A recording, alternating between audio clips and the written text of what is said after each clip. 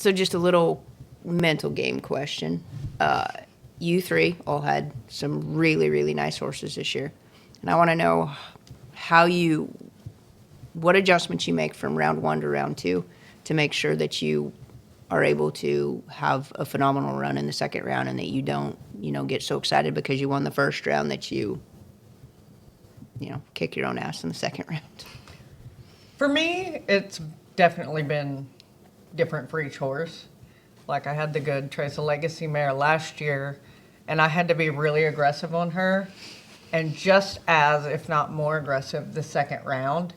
And so I had got myself pumped up like a football player every run. So there wasn't much change. Hootie this year, I needed to basically not change anything. Don't get excited. Don't quicken her up more. Just don't change anything. And she was almost always, well, not at the beginning of the year because it took me a while to figure that out because I would change too much and then mess her up for the second round. But then I finally figured out, don't overthink it. Don't change anything. Just run her again. Mm-hmm. And then I've had some that are really hot that I had to be quieter the second round. Yeah, I agree. I think it really depends on the horse. Like Coffee Bean, for example, he hasn't won first at a futurity. He won second at 2 futurities and he won some rounds. So I guess, but he has consistently placed a lot and he seems to get better every run.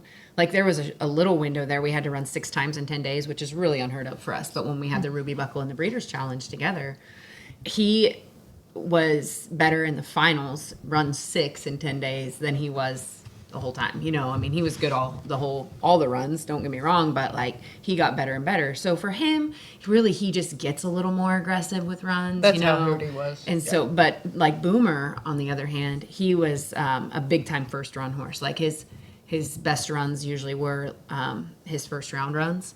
So there was a lot of pressure with that because he would get tighter a lot of times and a little shorter. And that would get in my head and I would maybe want to ride defensive, and you cannot ride defensive on Boomer.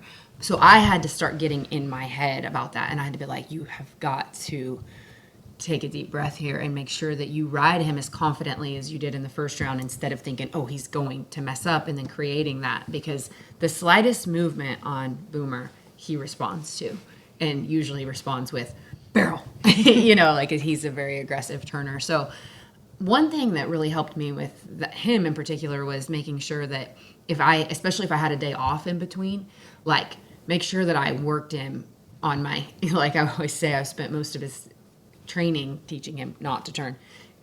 Teach him not to turn again, work him. So I think with that as a whole, I think it just comes with making sure you know your horse.